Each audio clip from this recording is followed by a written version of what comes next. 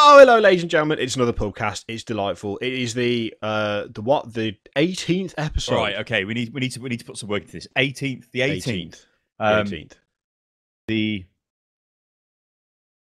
We had, what was it? The highly erotic 8th. What about overly aggressive 8th? 18th. But O and A aren't even. What? I'm trying my best. 18th. We've had Exquisite. We've had Exquisite.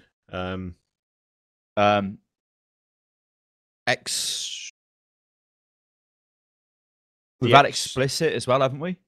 Or have we?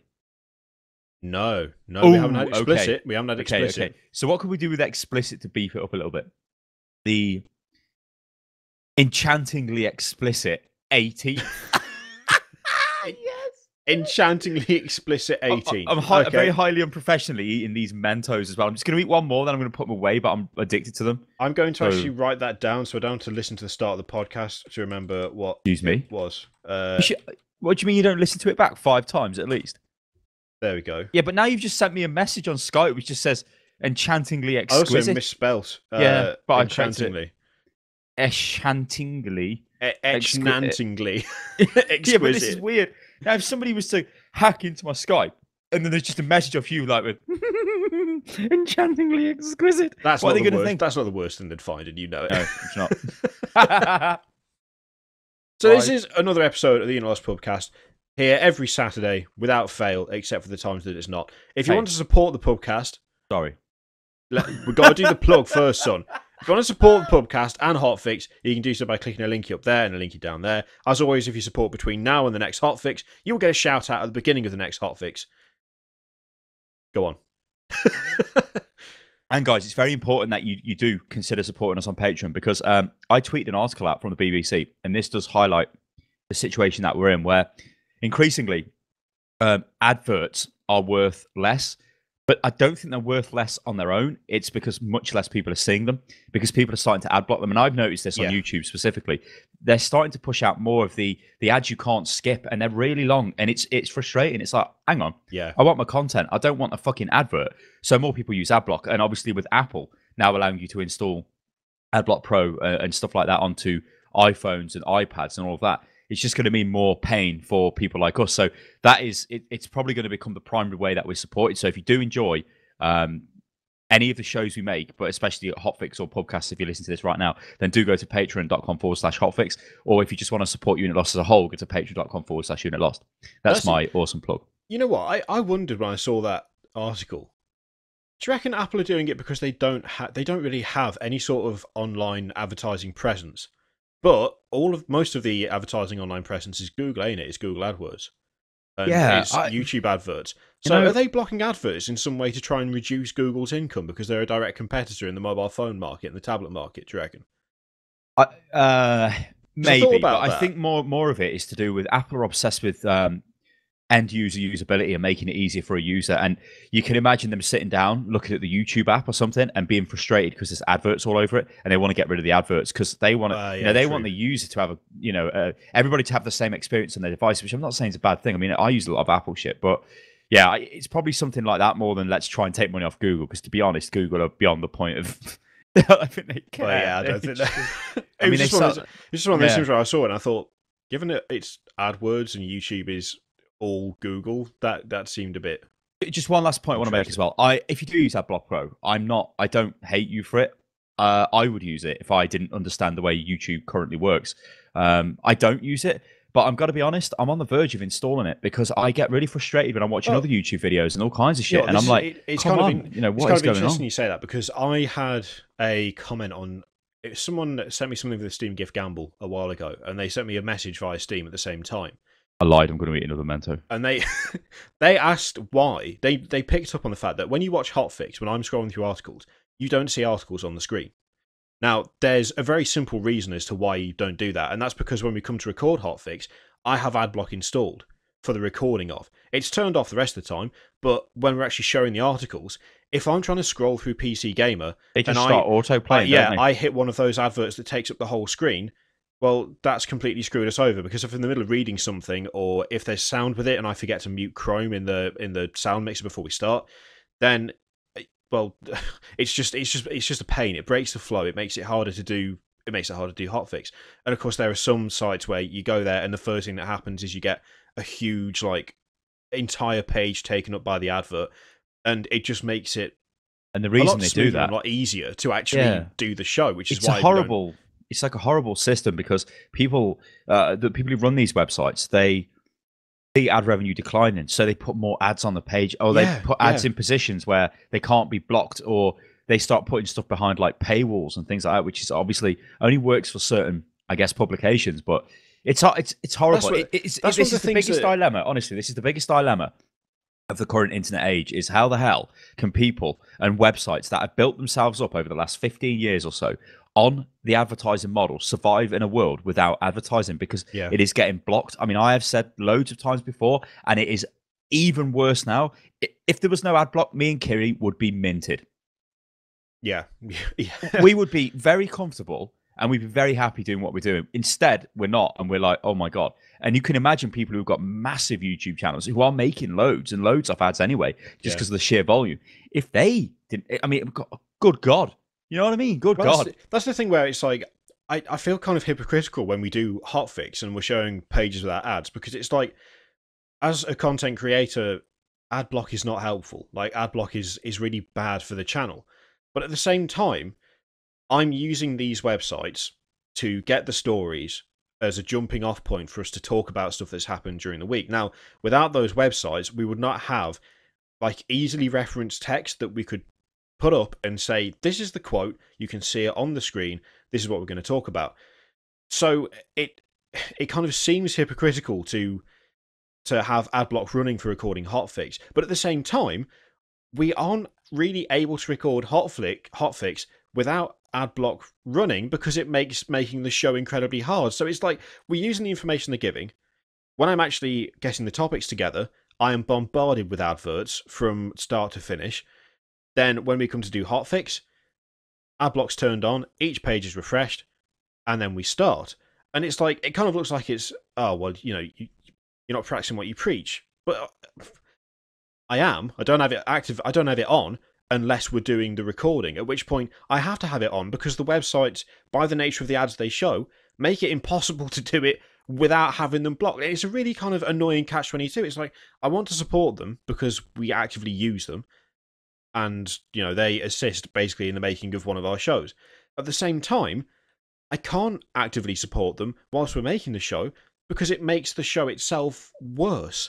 It's like, how there's no kind of balance, is there? It's like, if you have no ad block, it's a very specific example for us. If you do have it on, then you're put yourselves in the boots of a guy who's just watching a video, right? You turn up to a channel, you turn up to Unit Lost, you want to watch Unit Lost videos, yeah? Straight away, you get an advert, right? You might tolerate it for a bit, but then if you're going to watch a couple of videos, you're going to get a load of ads, and it's going to do your head in. So those people just want to watch the videos that they enjoy, so they block out the ads and get exactly what they want. I know a lot of people who just use ad block anyway. I know a lot of YouTubers, and they all use ad block, and it's like, you can say, okay, it's hypocritical and whatnot, but it is just, it's a problem, and there's no way of solving it with the current ad model.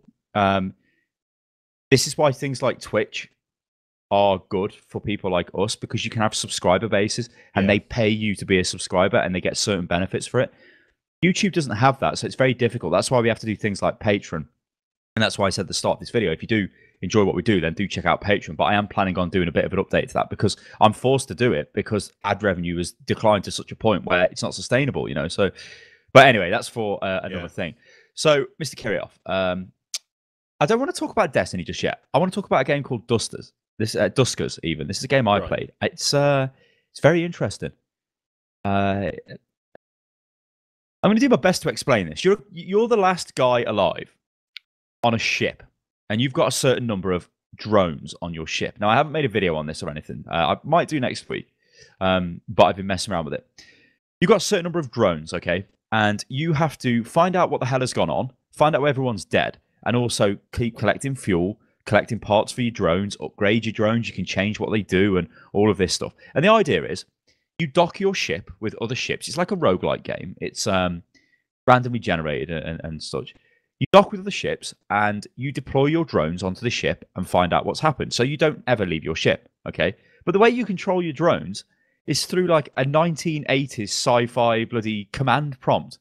It's crazy. You think this would be terrible. You think, okay, this is going to be, what the hell? You've got to type in like commands like collect all and move R1 to 3D or whatever, and you'll move like the drones about, and the drones all do different things. Like the basic drones you get at the start of the game, one of them is like a mobile power generator, so it can power doors and power like other things up. One of them has got a tow line attached to it, I think, and the other one, I can't remember what the other one does. I don't think it's a combat drone, but you do get combat drones, and I think it's like got like a motion sensor on it. That's it. It can like ping and detect motion. So you get these like two very interesting views of the game. You get the view where it's all like the command prompt, yeah. So it's like you're looking at MS-DOS. You can see the map, and it's all like 2D line, you know, simple renders, and you can see the layout of where you've explored. You can see the doors. If you've got enough power going to certain doors, you can open the doors with like open R1, and you press enter, and the door will open. Now, there could be aliens in there. There could be anything in there. Could be like crazy damage to the ship or something, which is going to kill your drones, because you don't want your drones to die, you see, because that's how you stay alive. And you have to keep trying to like find fuel and find supplies to keep your ship going, while also finding maybe other drones or other parts of destroyed drones, which you can then upgrade your drones with, or things like scrap metal, which you can use to repair your drones, and other bits and pieces where you can, like the motion sensor, it's only got a certain number of charges, but once you've used it for over half of its charges, it becomes less effective because it's being used too much. So then you have to repair the motion sensor, and you can either repair it so it'll work good with its remaining charges, or give it more charges, or do both if you've got enough scrap. So it's kind of like FTL in the way you spend like, I guess it's the same resource, scrap sort of thing. What are you going to spend it on? Fix your ship, upgrade your weapons, blah blah blah, and all of that stuff. So you have to try and balance that. But the other view it's got from this like 2D view is a view where you can control the drones directly. So it's kind of like 3D, kind of 3D. That's how I'm going to refer to it as. It's still top-down view, but kind of 3D. You can control the drones with the arrow key, so you can move them around slow and have a look and move them into individual rooms and stuff. It's okay doing that when the game first starts, but when it gets more complicated and you're controlling a shitload of drones and you're having to like, it's almost like a game of logic. Like you have to work out what you're going to do. So I'm going to send that drone over there to open this door, or am I? I don't know what's behind the door. So I'll send the drone with the motion sensor. It turns on and it detects motion. It doesn't tell you what it is, but it detects motion. So what could that be? Well, if it's some sort of alien life form, why don't we open the door on the other side of that room and see what happens? Because maybe the aliens are attracted by noise. You know, some are attracted by different types of stuff. So if they're attracted by noise and you've opened the door, wait a moment, fire off your motion sensor again, and it will show you the movement. Oh, something's moved. You still don't know what it is. It could be friendly. It could be horrific, murderous alien. You don't know, bloke, right? And then you could lock down the door. So you've locked the alien in a different room then, and it can't get out. So then you can go around and have a look around the ship. And it's very, I get this sense of, even though it looks terrible, I get this really realistic like experience from playing this game. I'm like, holy shit, this is like, I feel like I'm in charge of these drones, and you become attached to them, even though they're just circles with like little, you know, there's nothing to them. It's like, holy shit. I mean, I found a like a machine gun thing off a combat drone. So it means you've got a drone which can attack. I had things like electro stun like mines you can put down, which will stun everything in the room if there's something living in there, something that's alive. So you can like use stun tactics and all kinds of stuff. You can even do things like move your ship. So if you dock with a ship, so say this hand's a ship and this one's my ship. If I dock with the ship here, I can send my drones in that way. But then maybe I need to get my drones out really quick. But they're on the other side of the ship. You can fly your ship around like that and connect to that airlock and get them out quick and fuck off. Like, it's really good. It is really good. It is, yeah. I don't know. I like it. Because it's weird. It's like one of them very unique games that you wouldn't think would be playable. Because when you read it, it's like, yeah, you control drones using a like an imitation command prompt. You know, when you start the game, it does like a checksum. You know, like really old computers, like from. Well, I guess computers still do that today, but they do it so fast you don't see it. You know, like when you watch Alien and they're on the computer on the bloody whatever the ship was called. Is it the Nostromo? I don't know. Yeah, and it's got it's like and it like prints on the screen. It's like that. So it's meant to be the future, but it's really, really dated, and it's kind of like 70s future, like 70s or 80s space future with like CRT monitors and stuff. It's quite good. I think it's quite good. it's definitely a very unique game, and I Yeah. like that. And I was quite surprised when I played it. I'd seen a few YouTube videos of people looking at it, and I thought this kind of looks funky. And then when they sent us a key, we the devs, because it's the guys who made a virus named Tom, which I didn't think was that good. I didn't enjoy that one. No, No. there is a video on the channel for that from God knows how long ago. Yeah, it's quite old, isn't it? Yeah. You know what, how old is that? I know it was. Got to be like 4 years, isn't it? 3-4 years, something like that. Pretty old. I'm just gonna have a quick look because Well, while you're looking, I'll keep talking 3 about years this. ago. Yeah, 3 years ago. years. Yeah. Yes, but Duskers, if you are interested in, I mean, it's a strategy game. If you're interested in like a logical strategy game, which does rely on how fast you can put commands into your robots. I mean, there are things like, which I didn't entirely know to begin with. I was trying to control my drones individually. So if I wanted one drone to go to like one room, I'd type in the drone's name, tell it what room to go to. You'd see the drone start moving. And I'd be doing that for each individual drone, but you can actually just type in all R5 or whatever, and everybody will go to that room. So you can like, it's almost like you have to set up like plays and then work it out. But something could go wrong, and as it's going wrong, it's about how can you deal and minimize the losses, deal with the crisis, minimize the losses, and get your drones and carry on. But you keep needing to go into these ships to find out what's going on. And the game does give you missions, so you sort of, it'll ask you like to go and find information on stuff. So you might have to go in to find some computers or something like that. But you always need fuel, make your ship move, to make it like go to hyperspace, and you need scrap to keep it functioning, as it just won't function. So you are forced to go out and look at these derelicts, but you still don't know why everyone's dead. It's quite good. It does. I do quite like the sound of that actually, because I wasn't sure. It didn't look great. No, it looks like shit. Yeah, when I sent out for the key, I was like, this doesn't look very good. Like I don't know. I guess it could do something with it, and I just didn't really think that we'd that it would be, when I say worth covering, you know what I mean? It's like something that we wouldn't be that happy about, but that's kind of good then. I like. It's nice when you kind of get surprised by stuff, where it's like you don't necessarily form an opinion straight away, but it's like, I'm not sure about this, and then it turns out to be pretty decent. Well, I started a Chaos Rising Let's Play this week, which is going to continue, but it's going to continue in a slightly different way. So I completed the Dawn of War 2 campaign. I think I did it a couple of times actually. Played the multiplayer loads. I did Dawn of War 2 Retribution campaign God knows how many times. I mean, I did it with every single race, so whatever that is. And then probably again with Space Marines, because I just really enjoyed it. Never did Chaos Rising. Now, we did the first part of it on the channel in the build-up to Retribution, but we never completed it. And I completed Chaos Rising. I remember killing the unclean beast at the end. I didn't. I've never got to the unclean beast at the end. Whatever it's called, the the pestilence guy. I can't remember what he's called, but I was like, I've done the other two on Primarch. Already, it's very hard on Retribution because they didn't stop calling it Primarch for that one. I'll do it on Primarch for Chaos Rising for the Let's Play. It'll be good. No. Oh dear. Now, it's not just that it's difficult, because it is difficult, obviously. I mean, that's the point. It's Primarch difficulty. The problem is that with Dawn of War 2 and Retribution, the hardest difficulties are still fun. That's the key thing. They're still fun. They're a bit grindy, you have to cheese it a little bit, and you've got to be very careful. But you at least still find it enjoyable. Chaos Rising, now, I don't know whether I'm sort of got like nostalgia blinders on, but I don't remember in Retribution, for instance, things like telling Cyrus to plant a demolition charge and him getting stuck between 2 points and running backwards and forwards. I don't remember that happening. But that happens constantly in Chaos Rising. I don't remember points where you'll tell the captain, well, the force commander, who's got a thunder hammer, to attack a unit. I don't recall in Retribution points where he would kill the thing with the thunder hammer and then stand there in the open with enemies all around him and not attack anything. Like, literally, it's like the AI just stops. It's like, well, you told me to kill that ranger and now he's dead, so okay. And then he'll just stand there, and then he dies, obviously, because, everything kills you really quickly because it's on Primarch. The balance on it is so skewed compared to the other two games. Like, they completely messed it up. You're looking at things like... The acceptance of defeat is an invitation for its repetition, sir. Well, yeah.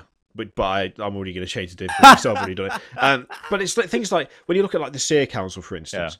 Seer Council is obviously quite hard. The Seer Council has got 65,000 health. The Force Commander has got 1,000 health. And when he hits them, it does disrupt them and knock them over.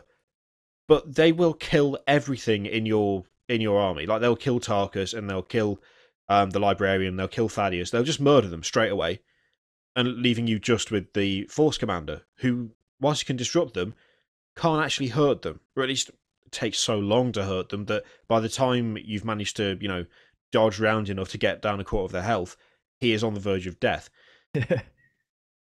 It's a combination of the AI just seems a lot worse than I remember it being in Dawn of War 2, and definitely far worse than Retribution. Like, there were points where I could take all the clips I made of the second mission, which is where I just decided there was no point carrying on with Primarch, and I'm gonna get to the second mission again, but on a lower difficulty, because recording for 4 hours to get a half an hour long video is not an efficient use of time. I had a situation like this this week. I tried to do the last level of the Command and Conquer Let's Play I've been doing, and the way Command and Conquer works is it's very difficult at the start of the game, but then you can establish yourself and never be beat then. So what you're trying to do is frantically work out the cheapest way to get as much money as possible while spending not as much of it on like throwaway units, because there's only so much Tiberium. Like, it doesn't just keep growing back. You have to think, well, an Obelisk of Light would be better than 10 light tanks, because it would be, because it's not going to die. Yeah. And I was playing that, and I tried twice to record it. I can do the mission quite easily because I've worked out how to establish myself at the start. But then about 50 minutes into the second recording, because the first recording the game just crashed, which does happen because it's an old game. About 55 minutes into it, my harvesters just stopped returning to refineries, and I was like, what is going on? So then I was trying to sell the refineries and build just one back, and then I killed all my harvesters, so I had absolutely nothing and built a refinery. It just would not work, so I saved the game, reloaded it back in. Oh, they were still broke, and I just got really angry with it. And I've got like you, I've got about an hour and a half of Command and Conquer, the last level, recorded in 2 different parts. One is like an hour long almost, and the other one is like half an hour, if that. And it's just frustrated me. And it's like, okay, I've spent an hour and a half now. I can't afford to spend any more time on this because it's not worth it. And then I just back away from it. But now I'm left in a situation where I want to finish it, and I'll come back to it again and just hope that it works. But I don't know why the harvesters stopped working. Well, this is the thing. I mean, it's like I'm not gonna stop the Let's Play. I'm gonna do because I only got to the second mission. I did the first one. Then we had various stuff happen during the week, and it was like, okay, well, I'll do the next part for Friday. That'll be good. And I recorded for ages, and I got to what I thought was the end of the second mission, because I'm just not familiar with Chaos Rising, with the campaign. And it's like an Eldar base, and you've got to destroy the 2 webway portals and then destroy the big base at the back. Now, I actually did that okay. I was quite impressed with myself, because I did that with almost minimal losses until I got to the main base, at which point it drops a Seer Council and 2 groups of Wraith Knights and 2 groups of Banshees on you. Without warning, they all just spawn in. The Wraith Lords? No, the Wraith Knights with the massive with the big cannons. Guys. Yeah. Which, by the way, because I'm only 2 missions in, I don't have any knockdown resistant gear, and their weapons knock you down.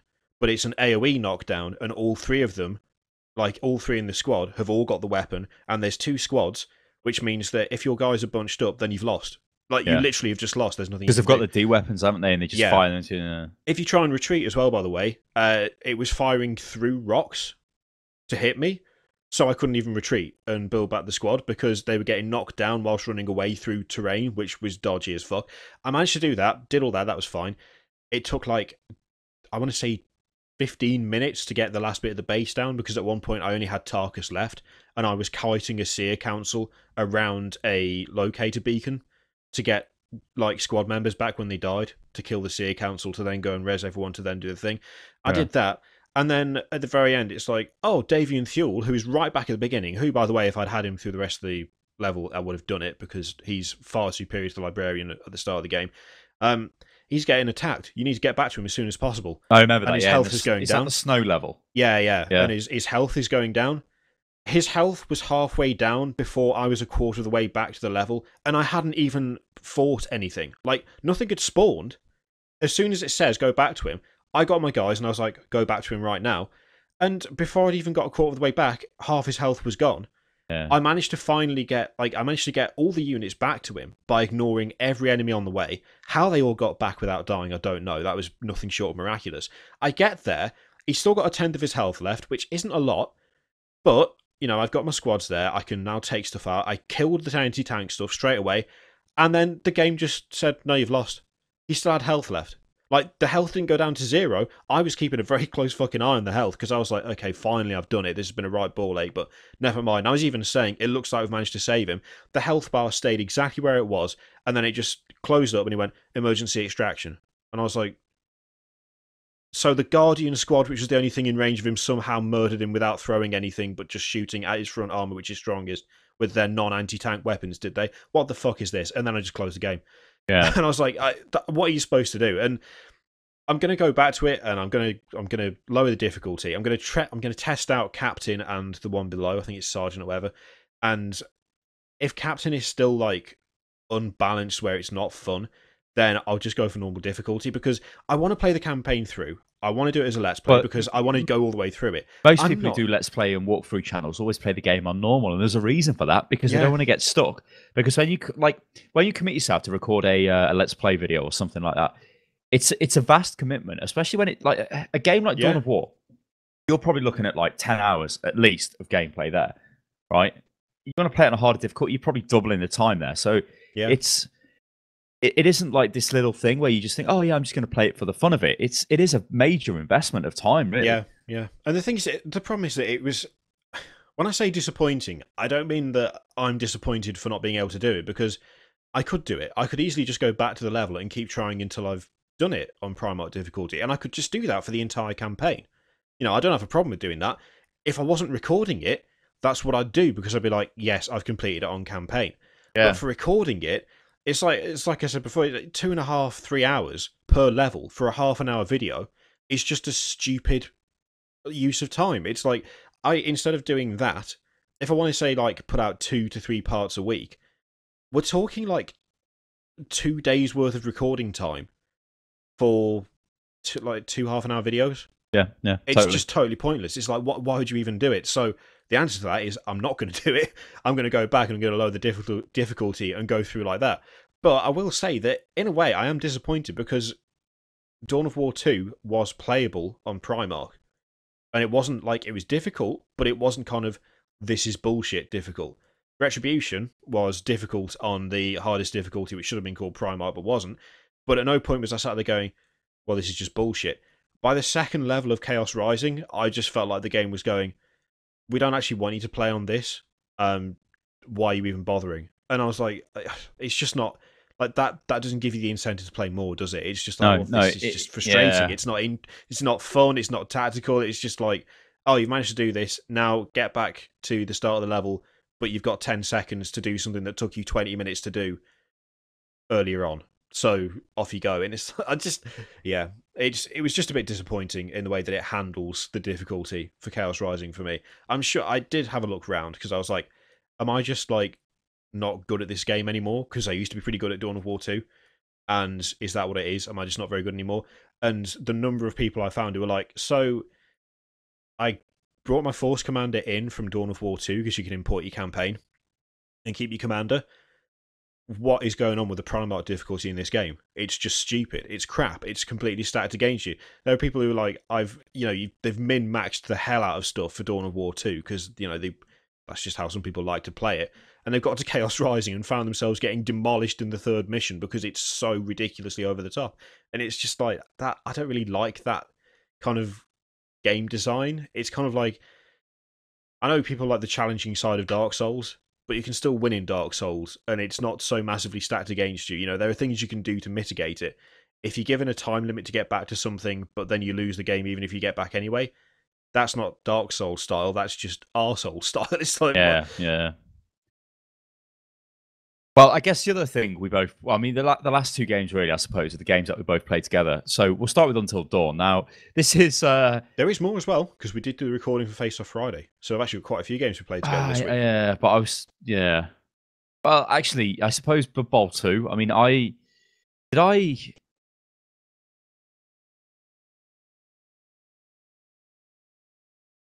Did I speak about that last week? I think I kind of did. You did, yeah, but I hadn't played it. I have played it now. I played it against you, but I have played it, and I just absolutely agree with what you said last week. Like it's still Blood Bowl, but the UI is a lot better. I think apart from the end turn button, everything else is fine. Yeah, the end turn button. And I don't know what all the hate's about. Like, I've been reading things up and go, fucking hell, it's terrible. It's the same old thing.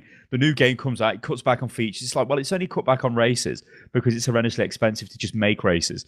So they've made enough that's economically viable to them, and they're going to carry on making them. Yeah. And I'm like, what's the difference? I mean, it's basically the same game. It is the same game. It just looks better. Oh my God. It made me angry, Mr. I really like the animations, though. The animations are really good. And they've kind of added an extra element to it. Because, I mean, Blood Bowl did have its animations, but they weren't as...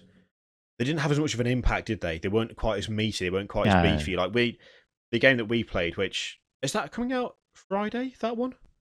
Yeah, it should be out. So, it'll be out now. Yeah, it'll already be out. So... When we were playing through, like as I was Chaos and you were Orcs, some of the animations that those two races have got are brilliant. Like the crazy, I always forget what they're actually called. I always call them Goatmen, but I know it's the Beastmen. But Beastmen, Goatmen, Goatmen. They look like Goatman. When they headbutt people, like it feels like it's got impact. It feels like really kind of almost 40k in a way because everything is really weighty and it looks like it's severely messed you up.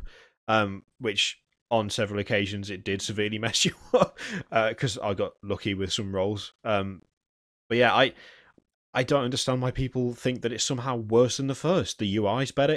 It seems to run quite a bit smoother for me, at least. The animations are better. I just don't understand why you'd think it was not as good or worse. It doesn't make any sense to me. The only thing I struggled with was the dice roll thing. I didn't like where that was placed, where you saw what you'd rolled on the dice. Yeah, it doesn't give you enough information in that sense. Yeah, it's like right at the bottom as well, and I just didn't see it. Like I just didn't see it. I would have preferred it to be on the side somewhere. But the thing with that is, it's like they didn't want the dice rolls all over the screen, but it is in a bit of a crazy place. But I think most players, and even, this is me included, would prefer to see a log, like a chat log, of what the hell has happened, because it is funny. Because like you saying you're Beastman. I mean, when a Beastman, he's not a blitzer, but I guess he should be used as a blitzer. Well, I suppose he is a blitzer. Well, he is, because when he performs a blitz action, he gets +1 strength to his blitz, which is really good as a blitzer. When he does that, you see him coming in, and it's like, you get the hit, you see the animation, but then maybe you've only rolled like a 6 and you haven't broke the armor, you've just equaled it, so you've sort of glanced them, so you just knocked them over. But if you broke the armor and basically penetrated them, then what's happened? Then it rolls on the injury table, and it's like, whoa, you've fucking killed them if you're really lucky, or you've severely injured them, or you've just KO'd them, or something like that. And that's what it is. But like, I had discussions again with people this week, and they were moaning about Blood Bowl, going, I don't know how to play this game. It seems really unfair. And it's like, yeah, because it's Blood Bowl. All you do in Blood Bowl, it's RNG. Get you guys, the whole game is RNG. It's a little bit less RNG when your teams are leveled up, because the team I've got in Crendor's practice league, which anyone can join, got Blood Bowl 2. It's quite a good team, that is. I think it's won like 6 games and lost 1. They're getting upgraded now, and it plays a certain way, but it plays that way because the way the people were upgraded. Like my ogre in the middle is massively solid. Like, he can smash people down, and then he can like I forget what it's called, but he basically attacks them again when they're on the floor after he's knocked them over. It knocks him down when he does it, but it's like double the attack, and that is he's a high strength thing. I mean, he is gonna cause severe damage to just a normal guy doing that, and he does. And it's like, I've injured your guy, so I can take away the front line of the team dead quick. And like, a lot of my blitzers have got Mighty Blow, which is what the ogre's got, which just gives you fucking, like, you can waste people with them now. It's like crazy, but whatever. When you play the game, all you do is you set up a play. So you think, okay, the ball's in the bottom left. I'm going to put a guy here. I'm going to get a guy to pick the ball up there. He's going to run to him, and he's going to run there, and he's going to throw it to a guy there, and he's going to score. That all sounds well, but Blood Bowl, you've probably got like a 67% chance of picking it up with the guy. Maybe your guy's got sure hands, so he can re-roll it. Maybe he picks it up and you're lucky. Then he runs there, but maybe he fails the handoff. Oh, you're unlucky. But if you did the handoff and that guy managed to move and then throw it and then get it and score, you've scored. Well, that could happen, but it might not happen. And that's what Blood Bowl is. There is skill, because the skill is in trying to think of the play, but you have to be lucky for it to work. Yeah. And that's it. Like And I could go out and play a game and get beat 5-0, but I've just been really unlucky. I mean, I played a guy, and the guy just left the game because he was like, "Oh, this is unfair." In the log, okay, I'd rolled 4 6s consecutively on dodge moves out of tackle zones because you just roll a single die for that. So what, mate? It's like just, so it was a luck. 3+. Yeah, but it was a 3+ to get out of there. It's 50-50. So what if they were all 6s? If it was a 4, 6, and a 3, it still would have worked, you know. But no, it's all 6s. Yeah. Oh, the game's broke, and then people get angry. So yeah, it's just Blood Bowl. Blood Bowl. It was fun though, and I did like playing Chaos, although they do feel a little bit more basic compared to the other teams. Because when you built your Orc team, there was like a catcher and there's blitzers and there's little gobbo lad. Yeah, You've got the big what's he called? The big guy in the middle, the troll guy. And you got your Black Orcs as well. Whereas I had warriors, I had beastmen, and I had a Minotaur, and that was it. And like the warriors didn't have any skills; they were just walls of meat covered in armor. But I guess it just comes down to playstyle as well, doesn't it? Because I did all right with them because they weren't too complicated, and I kind of knew how to use them just about. And I did get very lucky with rolls, I think, because no one died, and which frankly is amazing. Yeah, Chaos seems to have quite a strong front line. I mean, it was just the same as my Orcs, I suppose. The Chaos Warrior guys were like Black Orcs. Yeah. My linemen were totally shit, but like you said, I had a Goblin who had dodge and shit like that, so he was good for getting out of tackle zones.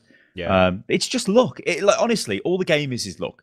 You got to think of something to do. You could sit there and just, provided you're in the way, right? I mean, if you're really shit at the game and move all your guys to one side of the field and just give somebody a massive gap to run down, then you're stupid. Or like you're leaving people in positions where they're on their own. You always have to have somebody by somebody else because they buff each other when they're in each other's tackle zones, yeah? You don't want just some one guy on his own because it's a very simple move to move a guy up to him and then blitz him because he's just going to get wrecked with a double die roll. It could even be a triple die roll depending on who the hell is doing the blitzing and who's receiving the hit. So it's just a game of it's very... I think what we're going to see in the Blood Bowl League when it starts to happen probably like next week is the players are better than they were in the last league. Yeah. But it's not like everyone is a super player. It's just people are playing the game properly and not wrecking their formations. That's what you'll see. And it will just be a case. I don't think you're going to see massive like score lines or anything like that, or frustratingly like it looks frustratingly obvious that this person has not played the game at all and he's just trying to play it. I mean, when Kiri played me for Face Off Friday, we got rid of the first game because Kiri was like it was too rusty, and it would be there was no challenge. It's like I knew what he's doing. He's making a single die blocks all the time. It's like no, that's like you don't do that. And he even made a red die block, and it's like that's silly because if it's red, then the opponent gets to choose what the outcome is, and it's like don't do that. That just makes I'd totally forgotten what was going on with the game, but then that's the other thing with Blood Bowl is that we stopped. Yeah, we had like 10 minutes where you were just like. You need to remember not to do that and that. And as you, like, whilst we were talking, it was like, yeah, no, that does make sense. I don't know why I was doing that. And then the second game, didn't do it. It was like, it didn't take long to get back into it. And once you do get back into it, you kind of get into a rhythm where it's kind of, you decide what you want to do, and then you make your choices on what order to do it in based on basically just how it's going to go, like how well you think it's going to succeed. Yeah. Stuff like moving your guys around and, deciding then who to attack with who, and don't ever attack anything with the Minotaur because it's a fucking idiot. Yeah, well, that's another example of you being really unlucky. Like my, if I go back to my human team, which is in Crandall's league, he very rarely rolls for boneheaded, which is just stupid. Like he just stands there, yeah, and then doesn't do anything. He very rarely does that. But I think you have to roll a 1 for that. You have to roll a 2+ for it to not to occur. So obviously it makes sense, but for you to get wild animal repeatedly, it's like fucking hell, that's unlucky. Well, that's just how it is. Yeah, I mean, it's just like a game of 40k in it or anything. It's like roll a dice. Fuck, there is strategy, but it just comes down to the dice gods to old Nuffle. And if you fucked him off, then he's giving you a fucking rinsing, and all you got to do is laugh about it. It's like, well, and if you do get crap dice rolls, you just need to adapt what you were going to do. There are plenty of points in our game where I kind of had an idea as to what I was going to do going into the turn, or like going into your turn. And then someone would get knocked out or stunned or flung halfway across the pitch. And it was like, well, that's not going to work anymore. I better do something else. And it's only by doing that you actually get anywhere. Because if you just stick to one strategy and just be like, no, that's what I was going to do, well, you're going to lose. because the game doesn't care what strategy you were going for. The game's just going to roll the dice, and if the dice say no, then well, you're fucked. So do something else. Yeah. Although It's very weird how people moan. It's like, oh, it's not fair. The game. It's like, the game is exactly fair. Everyone gets exactly the same amount of bad and good luck, just spread out across different games. I mean, the Minotaur went frenzied twice in our game, and I actually used my last reroll to sort him out because it would have been a turnover if I didn't, which meant I would then have not been able to pick up the ball, and it would have totally screwed me. So, well, that's just not like this is Sly's Blood Bowl lessons. Like you don't use rerolls on anything that isn't really completely essential. Like, you'll know a shit player. I'll know a shit player. Well, not a shit player, but a new player when I play them in the league because they're using the rerolls pretty much straight away. It's like, oh, I've tried to do a double dice block and I've both got the defender down thing, which means that both people go down. So I'm going to use a reroll. It's like, hang on turn one, you're going to use a reroll? I don't think so, because it doesn't matter that they both go down because they're both down. It's like, whatever. Next, you've turned it over. It's fine. You've got to make the moves which involve the less risk. So usually that's moving people first. Don't do anything crazy. Like, don't try and do some mad fucking super blitz through fucking God knows what, or try and dodge out of tackle zones. Move you guys first so you're in a place. Then if you do fail, it's all right because you've still got guys in the way and you're not going to totally lose. So it's simple. Save your rerolls, and everybody should have rerolls as well. Save them for things like picking the ball up or trying to give that throw or something, or like a handoff, something which is really critical for the game. Or if you're going to go, like, really go for it, which I think is a 5+ roll. Actually, I think it's like 87% chance you'll do it. Save it for that because you might fail the roll and then you might need it and you could get a touchdown from it. Well, like, don't blow them on pointless things. That was why I used the reroll on the Minotaur when he went frenzied for his second. That was near the end of the game, because it was near the end of the game, and I thought there was a good chance of scoring a point. Like I could pick up the ball with a beastman who was on the other side of the pitch, but I didn't account for the fact that the Minotaur could go frenzied and get an attacker down roll. Yeah. So he did what he should have done. Then he went frenzied. Then it was an attacker down, and it was like, well, if he goes down and I don't get someone over to the ball, then Sty can then just pick up the ball and does what he like with it because he's not contested. So I had to use the reroll. Otherwise, it would have been a turnover, and there was a chance that it could have been a point scored for you. So I did. I mean, he got frenzied again immediately afterwards, but that one was okay because he just pushed your guy again instead of capitulating all over the floor, which meant I could then go and run and get the ball. But it's like if I'd have just spent the reroll randomly earlier on nothing, then the outcome of the game could have been completely different. So you've just got to not waste it. Don't squander it. It's like a finite resource. You can only really afford a couple of them, most likely. So use them sensibly, for God's sake. Yeah, it's just the thing of like when you play the game and your team starts to advance, then it starts to get more tactical, I think, because you can decide what to do with certain players, but you have to be careful because, I mean, the whole point of the game really is to get the star player points on your team members and sort of spread them out as much as you can. So things like passing the ball, getting touchdowns, killing people, severely injuring people, that gives people, I think you get 3 for a touchdown, or it's 3 for a touchdown, or 2 for like an injury or something like that. So you can earn a lot of points for your players through dirty tactics, because that's what Blood Bowl wants you to do. I mean, you can foul people when they're on the floor, but you don't want to just foul somebody when you've just knocked them over, when you've not completely surrounded them, because the ref will see. But if you totally surround them and then smash the head in, it's very unlikely the ref will see, and they'll be fucked on the floor, and they'll be injured, and then you get the star player points for whoever the hell has smashed him in. Like, I don't know, it's just a fun game. I quite like it as well. Like, even though the turns are 2 minutes, it still does take like a good 40 minutes to play a game. Yeah. And it is like I've enjoyed playing it on and off over the last week or so, and it'd be good when the league starts up, because then it'll be funny, because it's just random. Like, skill isn't really an element in it. Like, you could be the best Blood Bowl player in the world, but you've still got a chance of being beaten by a fucking dribbler, provided he knows not to take 1-die blocks, red blocks, and he doesn't move his team into a stupid position. Yeah, pretty much. Because I mean, I had a roll. I put a picture on Twitter for this. I mean, you won't be able to find it because it was a couple of days ago, but you get a kickoff event, don't you, at the start of the game? Yeah. The kickoff event just said some players will randomly be stunned, right? For everybody. It was 5 of my team went down. The ogre, most of the front line, some of the back line, they just dropped on the floor. And stunned means you can't have them for that turn or the next turn because they're stunned, and then they come back. And I'm like, the center of my team is gone. The other guy's laughing at me because now he can just like wreck me because they're down. But that's Blood Bowl. You know, it's like, well, okay, that was really unlucky, but you know. So I still won the game 2-1 though. So Oh god, I feel like I might play a bit more Blood Bowl now because the problem I had with the first one was it felt really clunky and not nice to play. Yeah, I didn't like it. Just all Blood Bowl 2 actually feels nice to play, which is, well, that's a vast improvement by itself. Well, the other thing we've played quite a lot of recently was Destiny: The Taken King, and we might still play a bit more of it once we. Well, let's just quickly talk about Until Dawn before we talk about that. Oh yeah, of course. So Until Dawn, I mean, like Kiri said, we did play some other games this week for Face Off Friday and that. I think save those for the podcast the weeks where those they come out. Yeah, because we're not going to forget. But Until Dawn, I don't entirely know who the hell is giving this good review scores or who thinks this is a good game, because it really is not a good game. It isn't a good horror game. It isn't frightening. It isn't like, it's just stupid jump scares, and it's got the most disconnected story I have ever seen. And it's almost like they got to a point of really terrible story writing and just went, we'll just do this now. We'll just do this. And it's like, but that doesn't even, like, that is just terrible. And also they're Canadian as well, people keep telling me, but they sound like Americans. But I don't, whatever. Are they really? Probably they're Canadian. I think they're just American actors, probably. Yeah. But they're meant to be in Canada, so God knows.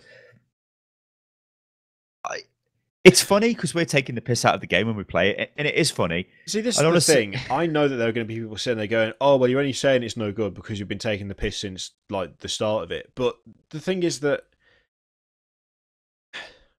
there's a massive kind of, I guess, cultural gap between the people that are portrayed in this game and us. Yeah. Like, they may as well, I mean, I know they're still speaking English, but it may as well be another language for the amount of actual connection between what they're doing and how they're speaking and the way they're interacting and the way that we speak to each other and interact with the people around us. It's just completely different. And I know as well that it's supposed to be a parody, and so it's like, well, you're taking the piss, but actually it's a parody anyway, so, you know, I don't know why you're saying that it's all unrealistic and stuff. The problem I have with that is, for a parody to be a good parody for me, it has to very carefully tread the line where you think it might be real, but for the occasional exaggeration where it's like, oh, okay, this is definitely taking the piss. Not is start it a parody out, though? Well, all the reviews I've seen have said it's a parody. Well, I'm assuming it is. No, I mean in the sense of, like, did they start out to design it as a parody, or just realised it was so shit that they had to say it was a parody to save their face almost? Well, that I don't know. And that's part of the problem, because it was all so good, so parody, until you find out what's actually going on the mountain. Yeah, that's not parody though. That is literally just a horror film, and all the stuff leading up to it is changed as a result of that, because it kind of goes from, you know, this is a stupid amalgamation of all these different horror tropes where you've got ghosts and you've got murders and you've got, you know, the guy from Saw. It's like, that to me, that does say parody, because it's like a really daft intertwining of all these really stereotypical things that you get in horror films nowadays and have done for years. But then when you just remove all of that and go, no, all of that was fake, but this thing's real, that stops being a piss take at that point. At that point, it's just, it stops being something that's parodying other horror films and becomes just a horror film with a really shit twist. Like, that's just what's happened. Yeah. And it's definitely been designed as, like, it's like the tale of a horror film. It's not playing through a horror game for me, because it's you know, when you're a teenager growing up and you see all those cheap shit American sort of be-real horror films, which are like, oh, there's a haunted mansion in the forest and all this shit. That's what it is. But it's just got a really shit twist that makes it not. It's not a joke. But when the twist actually comes along, it's no longer a joke that's taking the piss out of all these other tropes, and it just becomes that trope itself. It's just you can't claim to be a parody of something or to be satirizing something by just directly copying the thing that you are taking the piss out of. It's the same argument that I've got against all these stupid simulator games where it's like, oh lol, Rock Simulator, all that shit.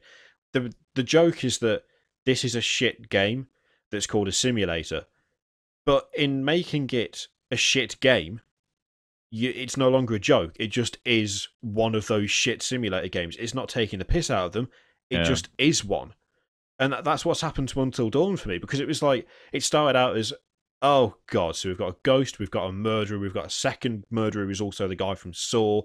This is all crazy. What the hell is this? Yeah, we've got the guy with the gas mask as well. Who the hell is he? And then it's just like, oh yeah, no, none of that's real. Apart from this one guy, and this is actually what's been happening all along, but it's got nothing to do with any of the other things that have been happening. So it's now just a normal horror game / film. Where's the joke there? Where's the parody? It's just and a lot of like unexplained events happen that are just they're just unexplained. It's like, oh, it's happened. There's no explanation, but that's the horror. It's like, no, randomly happened. It's like, I'll give one little smidgen of a spoiler. So shut your ears for the next 10 seconds or so. There's a bit where see a ghost in the house. You think it's a ghost, and it looks like a ghost, but it turns out that it's elaborate puppets that have been put in the room, dangling from the roof and coming up and down by that one guy with the clown face. And when you see it happen, there's no way that could be the case, because where the hell would it go? And it's walking around like a person, and it's like, oh, it's walked around the corner now, it's disappeared, but where's it gone? And the little flashback thing shows them just being pulled up to the ceiling. Well, you can look at the ceiling and not there, and it's just like, oh yeah, it just happened. Just accept it. I mean, I know it's a stupid game. Looking for fucking logic and reasoning in it is a stupid task in of itself, but by not providing that stuff, it takes away the thing that makes it a joke. That's the problem. It's like, it's very much a kind of, oh, it was this guy all along. It wasn't a ghost. It's like very Scooby-Doo, that part of the game. Yeah. But the problem is that when you're actually experiencing it in the game, really childish, really childish. There's no hint of that, so it doesn't work in retrospect either. Because at the time it's like, okay, this is definitely what's happening, and then you're given a really shit half-assed explanation that doesn't add up with what you've actually seen or experienced whilst going through that part of the game, and told, actually, this is what it was. And it's like, well, no, it's not. It actually isn't, because you could investigate those areas and see for sure that isn't what happened there at all. So, like, the whole kind of pulling the mask off, and it was the janitor all along, I would have gotten away with it, etc., etc. It doesn't work in the context that the game provided it. And that's the main problem that I have with all of Until Dawn. The context of it, I see all these reviews where it's like, oh, it's a brilliant parody of this, that, and the other, and all the choices you make, and there's actual real horror going on, no matter what you might think. And it's like, not really. No. It's not. That the horror side of the game has disappeared. The point we're at, it's gone. And now we're just left with a really kind of standard monster in the woods thing. That's not interesting to me. That's not anything different to anything that we've seen before. And yeah, I don't know. It's weird. I feel like it's one of those games where it's got a lot of attention. It's got a lot of, it's got a lot of media attention. It's got a lot of attention on YouTube. The reviews for it have all been stellar. But it's one of those things where occasionally a game will come out, and I'll see reviews, and I'll see other people play it, and they're like, "This is amazing. You should play this." And I'll play it, and I'll be like, "Did we play the same game?" Yeah. Like, Which I had with The Last of Us, to be honest. And I'm like, I don't get why everyone is saying this is the greatest game ever. Weird. It's really weird, that is. I mean, Until Dawn does...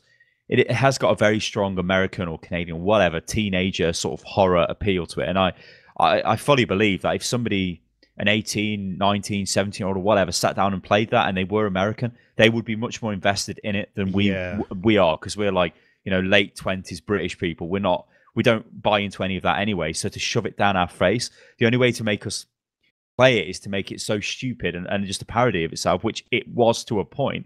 Yeah. You can kind of laugh at the game and be like, okay, whatever, I can take this. But then it just becomes... This is the other thing as well, because I like I said earlier, there are going to be people like, oh, well, if you hadn't taken the piss from the start, then you would have got into it more. That's not really true, because there are plenty of other games that we've played together that have been either stupid or brilliant or whatever, and we've come out of it with a positive view of the game. Like, we'll have played through it taking the piss and doing whatever we want and getting, doing stupid things, and we'll have still come away and gone, that was really good, that was a really good story, that was really good gameplay, whatever. But we're not doing it with this because it's just not. It's just too far removed. It's like the characters are too far removed from me, but the story is not removed enough from what it's supposed to be taking the piss out of, and it's just like, it's just middling. Apparently the the consequences of what you do, I can at least get behind that because it does appear like that does make a difference. Because having looked around a little bit and seen the first parts of other people's Let's Plays, I haven't gone past where we are in the game ourselves because that would be really crap because all the, it would be spoiled. But I've watched a couple of episodes of other people's Let's Plays like early on, and they've made different choices and vastly different things have happened. So at least in that respect, they haven't gone the Telltale route. Yeah. And, stuff's actually I think this has been in development for years because I can see articles here for 2012 Until Dawn PlayStation 3 exclusive about murder on Mount Washington in a ski lodge. So obviously, must have at some point. Yeah. They stopped it and then decided to put it on PS4. It's funny because there's a NeoGAF thread and the top comment is just like, "Game's going to be shit." Yeah. Yeah. It says the game due out in 2013 will maroon players in the dark, fog-ridden forests of Mount Washington and the ski lodge owned by one of the teen's rich parents. Until Dawn takes place entirely from a first-person perspective, with gameplay shifting between members of the group. Each of the troop acts the same. Scared, they're horny, they're American teenagers. They control the same too. Developer Supermassive Games has chosen to keep the player interaction limited. But it's not first person, it's third person, isn't it now? Yeah. PlayStation Move controller requires players to use the Move thing. So it must have been like a Move game then at some point. Objects will glow, you can pick them up, blah, blah, blah. You'll be using the controller to do things like wipe snow off signs or bringing a torch to life, rattling the batteries and blah, blah, blah.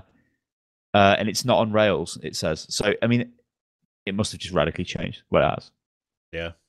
I'm just having a look on Wikipedia, and actually, that it's one of those games where there's a really strange spread. So like some places have given it like 5 out of 10, other places have given it 9. I think I think it just depends on it. This is one of those games where there are some games where you could look at it and go, it might not be the best game ever, but it's done this thing really, really well. Like, people can kind of agree that certain aspects of the game were done brilliantly, even if the rest of the letdown. I don't agree with that. I think it's just a case of that whatever the hell reviewer has been in charge of it has gone, wow, I really like this stupid, cheesy approach to it's a whole parody. I've really bought into it, so there you go. I think that's all it is. Well, that's what I mean. I think this one is just entirely subjective. There's no kind of objective thing where it's like, it has done this really well. Because there are some games that are like, well, this is bad, but everyone agrees this is part of it is good. And it's got performance issues as well. Like, the FPS tanks like fucking nobody's business at certain points. It's 30, well, it tries to be 30 all the time. And it must go, it feels like 10, 11, 12 at some points. It's so laggy. Yeah. Like, frame rate lag. Holy shit. But yeah, Until Dawn. It'd be interesting to see what happens when we finish that, because we're not that far off, I don't think, at this stage. But yeah, I'm not massively impressed, frankly. Although, something that we are slightly impressed by. Destiny, Taken King. Would you say slightly impressed, at least slightly? I'm slightly impressed. I don't know. Like, I'm not sitting here thinking this is a great game or a really enjoyable game. But I just think it's good to play. I think I've basically been brainwashed by Activision, and they've said, I remember watching the thing from GameSpot where they were like, Destiny's designed to be an addictive game to make you want to keep playing it. And I'll be lying if I'm not sitting here now thinking, well, I want to log into Destiny to see what I can spend my strange coins on. Hell, I even know what I can spend them on already. I can spend them on the insurmountable Skull Fortress, the head item for the Titan. Well, Zur.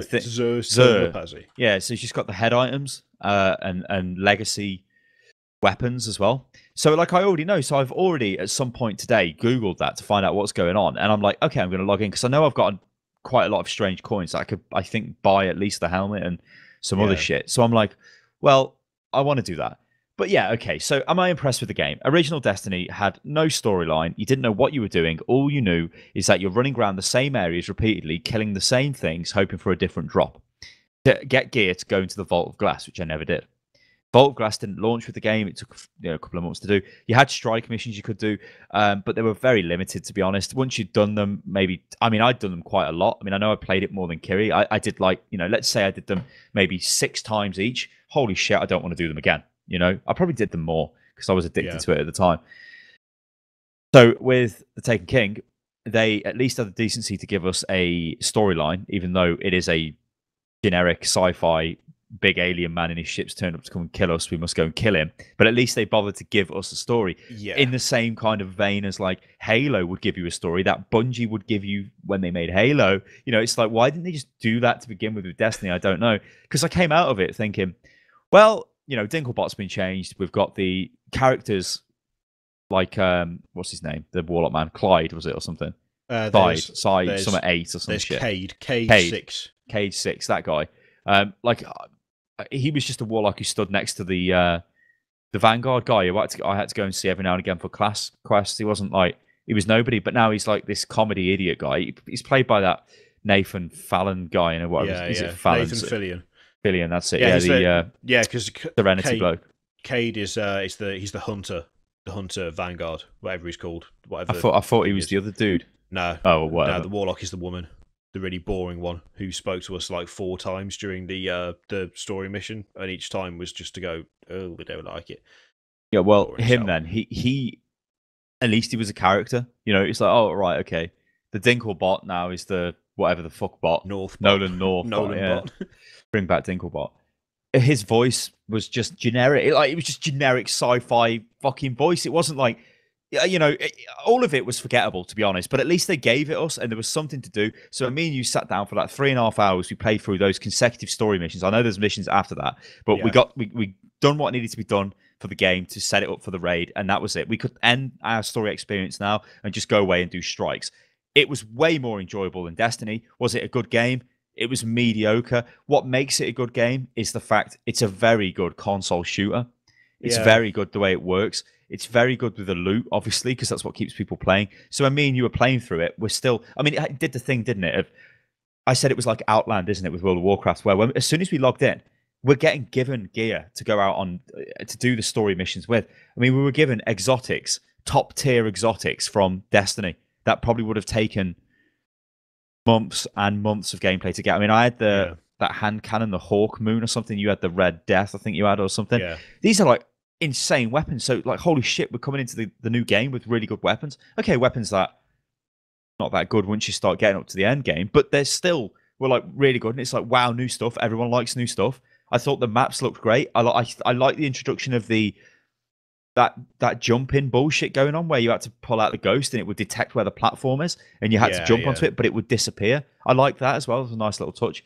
There's new patrol missions on the Dreadnought. This is a new map they've got in. It's quite a big map, to be fair, as well. It's the massive ship that the Taken King guys on, but it's like really big. And again, it's got a totally bland name, Dreadnought. But that's got a different style of patrol mission on it, where it isn't like you run up to the beacon and click on it and it'll say just kill 5 of these guys or collect this. There'll be like a little mini mission where you're running all over the place to complete it, and it's way more enjoyable. It's like great.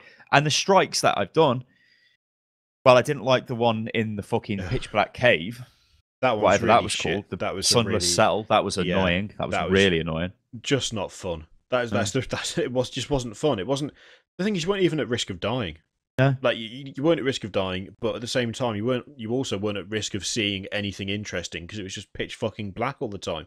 Admittedly, it was worse for you because the contrast on your monitor is not great.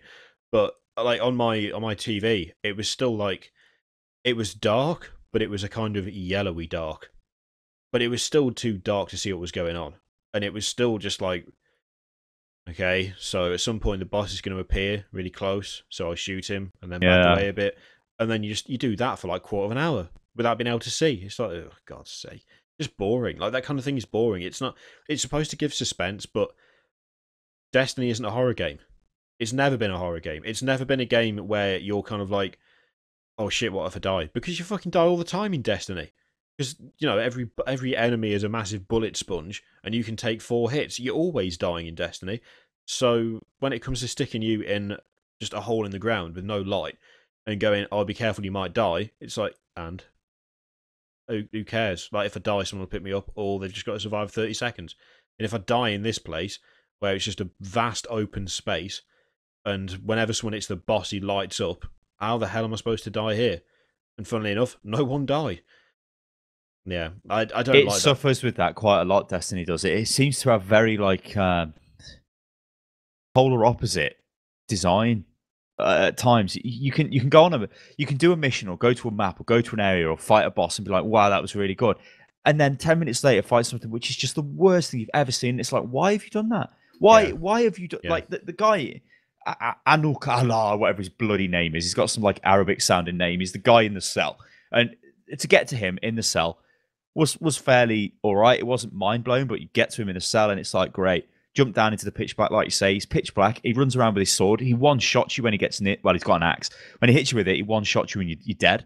But it doesn't matter because your team will just pick you up. And every now and again, a couple of waves of like crap mobs will spawn and run towards you. You just gun them down because they're glowing, so you can see them. And then he's just fucking around in the darkness. It's just shit. It's like, what the hell? Yeah. Then you've got the Shield Brothers, which is a way more enjoyable fight because there's two bosses running around. One of them just like body slams on you. The other one's got a big fucking gun thing. And it's like, that's a much better fight. Yeah. Weird. I mean, the worst thing about Destiny is the Crucible for me, which do we have to talk about PvP? I fucking hate that game's PvP. I did PvP because it was the best way to level. I was just told it's the best way to level. That's if you want to get up there quick, then do PvP. So I was like, all right, I want to get to 40. I want to do the 40 strikes. I want to start getting gear and things. I'll do PvP. Utter garbage. Complete garbage. The matchmaking is utterly shit. And if you're playing like on your waist level 40, I've not done PvP since I leveled because why the fuck would I? It was terrible. But it says something that makes me laugh. What it says is level advantages disabled. So this means that everyone is on a level playing field. I think everyone's like level 14 on there or something weird. Everyone does the same. Everyone does the same amount of damage, which they don't. Everyone. It's just it evens it all out, except it doesn't, because you've got people running around with exotic weapons, which are the best weapons in the game. They just are. That's what they're for. That's why they're exotic weapons. You get people running around with the Last Word, for instance, which is a hand cannon. Now, the Last Word, even if it's been nerfed down to level 14 for the sake of playing against people who are level 36, will still kill you in one hit if you get a headshot. Yep. It will just kill you. There's no double tap. You just die. You also got people running around with shotguns. Like the one I saw the most was Fellwinter's Lie. Yeah, that's all I ever seen when I was playing. Just close range shotgun. If someone's next to you, again, one shot and you die. Now, I don't have the Last Word. I also don't have Fellwinter's Lie. What I had instead was a fusion rifle, a legendary fusion rifle, and the Red Death, which is an exotic pulse rifle. I could fire 4 bursts at a Guardian with the Red Death and kill them. But that's no good if they can stand at further range away and one-shot me with their hand cannon. Yeah. I could kill someone with the fusion rifle if I, got a decent shot off on them. That's fine, but if they're next to me and they've got a shotgun, by the time I've charged it, I'm dead. The balance issues in PvP are just so shit and terrible. There's only 2 weapons that you should ever have in PvP, and that is a hand cannon. Ideally, the Last Word, because that's the one that everyone And you should only ever be a Titan or a Warlock as well, by the looks of it. Yeah, you should also only ever have a shotgun for your secondary weapon. There's no point having anything else because nothing else works. I saw some poor bastard in the last match I was in before I hit 40 trying to use a sniper rifle. He was getting killed by people with the Last Word from the same range that he was trying to shoot them with the sniper rifle. So what's the point of having it in PvP? Titans, just as soon as the other subclass came out where you could go on fire and hurl hammers at people, every single Titan, literally every single Titan in the Crucible is using that skill because you can't die whilst you've got it active. So they're just running around, hurling hammers at people, which one-shot you. Yeah, they do massive damage. And completely impervious to damage. I'm only half upgraded with mine, and my hammer is like twice the size of a normal guy's hammer. Like when it explodes. Yeah. By contrast, you've got hunters with the golden gun, which, admittedly, golden gun does one-shot people, but you only get 3 shots. Yeah, so last word for 1 shot, so it's got 6 shots. You've got 3 shots, but you can also die if someone shoots you. So if you go golden gun and someone hits you with the Last Word from halfway across the map, well, tough shit, you've just lost it. If you try and go Blade Dancer, which I did, you can murder people if you get them in one room. Like, I did actually kill 4 people out of the 6 on the other team by doing that. because I activated it in just outside of a room where I knew where they were, ran in, and of course you jump around the place, don't you? So you zip from one place to the other. I killed them, then I died, funnily enough, to Fellwinter's Lie, but there you go. I still got 4 kills out of it. The bow will one-shot the person you hit, and the people who are attached to it, if you deal damage to them, the way I've got it upgraded is that damage is shared amongst all of them. That's fine, but if there's 4 people in a room, you one-shot one of them, and you can still take damage whilst you're doing it, so you might not even get the shot off, and then you die, then it's done nothing. The Warlock, on the other hand, can just run around, fucking firing lightning out of his fists, killing anything in one hit. Yeah, like it feels like Hunters have been just shit on. The Warlock seems the most OP one to me. I mean, the Titan's still OP, but the Warlock one, fucking hell. All you see is the Warlocks running around going like this, and they're just killing everything in front of them. Yeah. And they're just running around, and it's just like, fucking hell. The PvP in that game is completely atrocious. I don't like PvP, console FPS PvP, right? I never have. I don't like this fascination with it's a fucking get this kill streak and become even more powerful and just blow even. It's just retarded. Destiny, though, it can never be like, it will never be equal because, as like Kerry just said, it doesn't matter if you've got like what is probably considered a shit gun by level 40 standards, the Last Whisper now. Because everyone goes down to level 14, it still does enough damage to just wipe you out anyway. So everybody's going to be using that shit and using the bloody shotgun and all of that crap. You don't see like heavy machine guns. I couldn't work out why people were not going for the heavy ammo as well, because it spawns, doesn't it, at random times? Yeah. And I was like, shit, and I'm running towards it. Well, I know why now, because there's no fucking point. You can just kill people with your fucking normal gun with one shot. I mean, I had a hand cannon that I was given by the by completing the story quest. Yeah, and that was one shotting people if I was shooting them in the head as well. Yeah. Because I was like firing at them and I'd get them and it's like, oh, right, it's nice. Like you come into a duel with somebody and they kill you almost instantly. And you can say, okay, so maybe you're not good enough. I think I'm actually quite good at Destiny. I always get hundreds of kills when I do the PvE. Like, loads of precision shots. Like, I'm getting headshot. I'm not shit, but I'm getting instantly killed. And then that makes me think, I'm getting fucked because I don't have the gear. And then I'm like, what the hell is going on? This is the problem you've got with gear-dependent PvP. Yeah, well, this is the thing. And it's not even, when you say gear-dependent, it's weapon-dependent, and that's it. Because armor counts for shit. I was going in and I ended up not using the Red Death. I used an auto rifle that I got.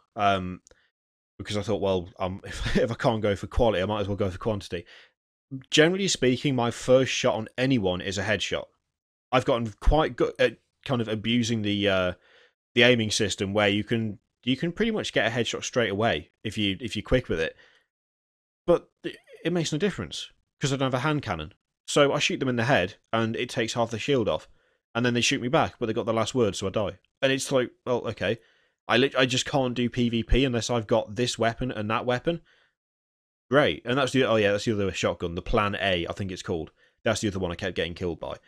And if you have a PvP system where the way to win is to have exactly the same gun as everyone else, then that's a shit PvP system. Like, that's not fun. That doesn't cater to individual taste. Like, I prefer auto rifles and pulse rifles to hand cannons and scout rifles. So why the fuck would I play a game mode whereby if I don't have that specific type of gun, I'm just not going to win? Why would I do that? I'd be like, no. I could do PvP, or I could do a Vanguard Strike mission instead, where I actually get to pick what gear I use, and it won't result in me dying over and over again because everyone else has got the one gun that is perfect for this scenario, and I don't have it. It's just totally crap. And I mean, obviously the way around that is not to play it again, and I have no intention of playing it again, unless I feel like abusing the system by going AFK and getting a reward anyway, because that somehow is still in place. I mean, what the fuck is that? I mean, I played 2 games of it, and I'm not going to be playing any more PvP. In both the games, though, there was just people standing there. You just seem standing there and gone. Right. The PvP shit. It's just there to appease the PvP idiots. It's like, oh yeah, man, PvP Destiny. I think if you wanted to level up quick, go PvP. Just take it, get to the top level, and then leave. The rewards are random anyway, so when you're 40, why the hell would you keep playing it? Because if you do a strike, you know you're going to get a kill when you kill the boss at the end of the strike, so why the fuck would you go in and do PvP for a random chance when somebody like Kiri could turn up with 30 deaths and 1 kill, but get a fucking exotic, and you get nothing, even though you've got 30 kills and 1 death yourself? I had one game where it took 10 seconds to find a spawn location, which was just horrendous. I spawned and immediately got shot in the spine by someone with Fellwinter because it had spawned me next to someone who was running up behind me, which was obviously totally shit. And at that point, I went AFK. I got a strange coin for that match, and I think I had 15 deaths and 2 kills because I stopped trying and literally just ran around in circles. And I know it was a shitty thing to do, and the team lost, and it was probably my fault. But at that point, I was like, I want to get to 40. This is totally shit. I'm not interested, but I'll stick it out. So I stuck it out for the next sort of 3-4 minutes, I think it went on for. And, well, I got a reward for it. The guy who got the most kills got nothing because Destiny, PvP. Yeah, terrible. But yeah, well, PvE-wise, good. It is enjoyable. PvE-wise, I do enjoy the it is PvE. enjoyable, but I still can't tell you it's a fantastic game. But I think a good way to sort of... We touched on it in Hotfix, but like a way to value a game. I know most people kind of use this. It's just sort of like how much entertainment you get out of it. Because it is an expensive game. You know, you can say you go to the cinema and it might cost you 15 quid if you buy a drink and some chocolate or something or popcorn in the film. And you're only going to get like, what, an hour and a half entertainment, 2 hours max, I guess, or maybe, well, 2.5 hours, maybe like 10 hours if you're watching Lord of the Rings. Something, you know, it's not... Get your entertainment, that's it. Destiny, though, I've already played the game for fucking probably about 15 hours, easily. And it's like, well, I would have classed that as my money's worth. And I fucking know 100%. In a couple of weeks' time, I won't touch Destiny again. I'll play it, and I'll enjoy, like, when we finish Hotfix, I'm going to go and see the fucking Zur man. I'm going to piss around, do whatever, and I'll probably get a few hours of entertainment out of it. I mean, Pubcast. Then I'm like, great, but how long is that going to keep going? Am I going to get it? It is that MMO thing of, are you going to get invested enough into the game to be always on top of all of the news? Because you look at the society that's built up around this game. It's exactly like Warcraft. Look at all the massive YouTube channels that came out of nowhere over the last 2 years who have just been constantly covering Destiny with every little update. Like, this has changed, that has changed. What's the best weapon? This is the best weapon. Now this is the best weapon. What's this guy selling? He's selling this. What's coming out? This is coming out. You need to be really invested in the one game to keep up with it. Me, though, I still, like, I'm not that invested into it because I don't have the time. So and I guess you're probably like this a bit, Kiri, where you sort of, I still don't know what the fuck the reef is about. I don't know what's going on there. I don't know what is the most effective way to level myself up. I don't know, well, not level myself up, but to like play the game after. Do I just sit in strike missions all the time? I know I need to get legendary marks, but what's the best way of doing it? I don't know, but I'm fine not knowing because I can just piss around and play the game myself, and it's okay. And it's like, it's okay. But there comes a point then where just chasing after gear for me, doing the same stuff over and over again, will get really boring because there's nothing to work towards. Or nothing that I am aware of that I need to be working towards, you know? I don't want to work towards unlocking a ship, which might take me ages, some sort of special ship, because I don't really care. I want a new experience. That's not going to give me a new experience. It's just going to give me a different ship. But then again, maybe I would grind for a mount in an MMO if I was doing something else. It's just... it is hard to explain. I enjoy the game, and I would recommend the game to people. It is a game that you can play. I am a PC FPS player, but I can totally play Destiny. I would totally be happy playing Destiny if it was the only game I had. Like, if it was honestly the only game I had, I would play the game, and I'd be content with it, and it'd be fine. I'd be like, you know, whatever. I reckon. I think if I got more into it, like if I did sort of keep up with the news of it, and you know what the best things are and where to get them, and you know how to do different quests and stuff, I think I'd probably play it more. But I've only really done that with one game, and that was World of Warcraft. To a lesser extent, actually, Diablo 3. But Destiny kind of passed me by in that we played it for quite intensively when it first came out. Then we like skipped to expansions, and now we're back for the Taken King. So a lot of it is strange. A lot of it is like when you go into an old MMO for the first time, and it's like, holy shit, there's a lot of stuff here. What does any of this mean? Like, what does this do? I think if I could get past that barrier, I'd probably play it quite a bit. But the question is, do I actually want to get past that barrier? Like, am I going to play it for the next couple of weeks and then, as you say, just be like, okay, I'm done with Destiny again? Or is it going to drag me in? At the moment, I kind of don't think it will drag me in. But there's always a chance, because I didn't think... You never know. I suppose you never know. And Like you know the subclass quests. Yeah. What was interesting to me is the Titan one takes you to Mercury, and that is not nobody else gets to go there. So I don't know why that's there. That must be there for some other reason. Maybe there's some other sort of mission or something that's going to take you there eventually. But I thought that was interesting because I think you went to Venus, didn't you? Yeah. Yeah, and Venus has just been there fucking ages. It's like, well, I'm on Mercury and it looks crazy because there's a massive, like, it's dead close to the sun and it looks insane. It's like, That's the other thing as well. Everyone was talking about how great the Titan subclass quest was, and I was just like, I just went to Venus and found a guy, and he was dead, and then I got a bow. And like that was so the entire thing. all the Titan one is you go to Venus, you find dead sun Titan guys. I even forgot what they're called. They're like yellow Titans, but they don't work from the I think they're called Sunbreakers or some shit. Yeah. They don't work for the tower because they don't like the tower Titan guy for some reason. I forgot his name because he's so fucking generic. But they decided to go and set up their own shop. Nobody knows where, but obviously because they're obsessed with the sun, well, it's the planet closest to the sun. What a shock.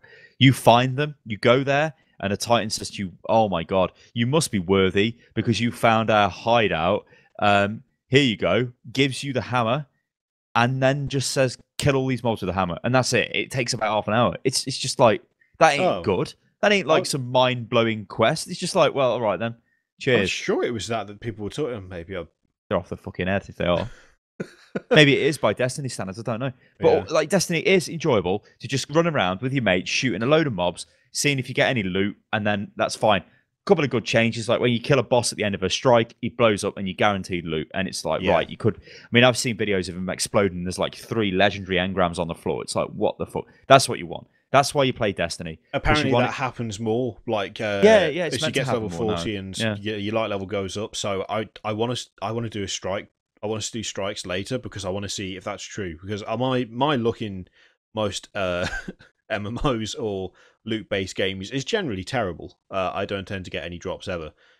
So if that somehow happens in Destiny... Although having said that, I did piss off quite a few people in Diablo 3 when I came back to it because they'd been farming for ages to try and get, different pieces of gear. And I went in and I killed 2 bosses with them. And the first one dropped 2 ancient legendary pieces. And then the second one dropped an ancient shield and an ancient weapon that were the best in slot for the Crusader. And I'd been playing it for about 4 hours and they'd been grinding for about 2 months. And they were like, the fuck is this? Oh, I don't know, they just dropped, it's fine. But that's the only time that's happened in that kind of game. The rest of the time I get shit all. I just get like, here's a blue engram. Oh, it turned into something you've already got or something that's worse or a green nonsense. Although that can't happen anymore, so I approve of that change. It can, I think blue can be blue or purple, can't it? Whereas green can be green or blue. Them days where you used to get a blue and it turned out to be a green piece of shit were not good days. Yeah, with the loot cave stuff I remember doing, you'd go in with like shitloads of engrams, and most of the blues would be fucking green, and it's like, oh my god, and the legendaries wouldn't turn out to be very good. It is better for loot, but I understand why they had such low loot chances because they want you to play the game to get loot. I mean, you can't trade stuff to people, so it's all about you having to find what you want. But you know what? I can see why. I mean, we spoke about the common man, didn't we, in Hotfix? Like the common man on the street. This idea of the guy who just plays a couple of games, and he seems to be playing Destiny now for some reason. Yeah. I don't think if I had like a group of if I wasn't into YouTube and wasn't into gaming as much as I am, and I didn't really have that much of a knowledge base for games, if I was playing Destiny with like 5 of my mates or something, and that's all we did, I think I'd be perfectly happy. I don't think I'd be angry. I think I'd be like, okay, we're together, let's do a strike. Or, 2 of my mates, let's do a strike. Or 5, I think, could do a raid. And I bet that is what's going on across the country and the globe. Like, in every country that's playing this game, I think that's what's going on. And I feel like I could be that person if I hadn't been exposed to everything I have. Because, of course, the problem for me is I want to play it on PC. If it was on PC, then I would play it more. Would I play it loads? On PC? Yeah, but would I play it loads, though? Here's the thing. No, it'd still be the same lifespan, I think, in terms of it is on the console, but I would enjoy it more because I'm playing it on PC. Yeah, it could. Yeah, I think that's probably fair. I mean, I'm looking forward to playing it more, but like you, I don't know how long it's going to last. It didn't last that long Isn't for, it? for no Destiny. When you think about it, it's a weird game, isn't it? Really, Destiny. Like it's not. Yeah, it's not really weird, ain't it? It's not really the best at anything. No, it's not got the best story. It doesn't. I mean, it that's looks an understatement. good. Until Dawn's got like, a better story. It's like it doesn't look the best. It doesn't. I guess it doesn't play. I mean, it just plays like an FPS. Just plays a pretty good FPS. It is a really good console FPS. That's probably the main thing it's got going for it. It is like an absolute top level console FPS experience. Yeah. So if you like FPS games, I can't really compare it to anything because I don't play FPS on console because neither do I really. But it's stinking peasant. It's all hailed as great, like Bungie know what they're doing with console FPS games. I have played the Call of Duties on console, and they're weird. They're really fast, like really fast. It's the PvP. Well, it's obviously all PvP in Call of Duty multiplayer. Like how you get killed instantly in Destiny, you get shot in the head and you die. Do have like Call of Duty? It's the same, but it's not one shot, one kill unless you have a sniper rifle and you're like no scoping people or something. It still takes a couple of hits to kill you, but the hits are delivered so rapid it may as well be one shot. Like it's like if you're getting shot, you can't reply, you're dead. You have to be the one doing the shooting. Like there's no chance for like I'm getting shot, I'll turn around. Of course there was in Advanced Warfare with the exosuit, but that's why Call of Duty players didn't like it. So in that sense, that FPS experience is really quick, really. Destiny's it's much slower in PvE, and it's got this concept of range as well. The ranges are much larger in PvE compared to Destiny's PvP, which to me seems stupid because the maps are really small, or they might not be small, but they're laid out in such a way where the engagement zones are pretty really small, close up. And it's not like you're going to be firing at somebody. Like when you go to the Dreadnought with the Taken King, you can on the beachhead where the Cabal have landed, you can fucking shoot them from a mile away. There's none of that going on because everybody, it's all like. And one thing that really annoys me is why don't they have like a massive vehicle-based combat thing? Like I know they've got the little bikes and they've got like them little tank things. Why haven't they got like a Battlefield-style multiplayer mode or something? That'd be cool. Maybe they have, and I just haven't. Why can't you take your ship into space and have a space battle? Yeah. That's another thing. That'll be an expansion. That will. 100%. 100%. Hey, so Destiny. Not the best game, but it's addictive as shit. Yep, pretty much. For a while. Question is, can you break free? We broke free pretty quickly on the first one, but a lot of people didn't, and they've been hooked ever since. Hang on, you've got different like groups of people, haven't you? You've got people who are just going to be like, I'm not buying Destiny, it's too expensive. I'm not buying a console to play Destiny, and then buying fucking Destiny, and then buying all its goddamn expansions to get it. Like that's an investment now. That's probably like 100 quid. I mean, I was in Tesco today. Destiny Taken King is 45 quid, 44.99. But that doesn't include Destiny. It's just the Taken King. It's like you need Destiny as well. Yeah. So it's expensive. It's really expensive to get into, which I guess is the other thing where I can see why people only really play one game because it's so fucking expensive. I mean, if you're buying all this DLC all the time, you're committing yourself to your Destiny entertainment package a year. It's costing you like 40, 50, 60, 70, 100 quid maybe. You're spending a year on the game. Probably more. Yeah. It's crazy. Thank God we got it sent to us. That's a hell of an investment. I wouldn't So buy again, it. there's another thing. It. There you go. You wouldn't play it. That's true. I wouldn't. Okay, let's go back in time. I really look forward to Destiny when it launched, right? Because I was looking at it thinking, hey, this could be really good. And I was getting into it and I was getting hyped for it. And I got the PS4 and I got it and I played it and I enjoyed it. I thought it was a bit weird. And then I just sort of stopped playing it again. I got a preview copy sent to me, but I would have bought the game, I think. You got a preview copy as well, I think, didn't you? From did we get to? Yeah, but I would have 100% bought the game. I would not have bought the 2 expansions. No. I would not have bought House of Wolves and the Dark Below because I'd completely lost interest in the game. But Activision gave me the code. So a couple of months ago, I think I gave you the code as well. Oh, sorry. I messed around on it. You dicked about on it. Not much. And that was it. We just sort of left. Taken King, again, we got given codes. Would I have bought the Taken King? Go away, phone. I'm busy. Apparently, I'm running out of data, bloke.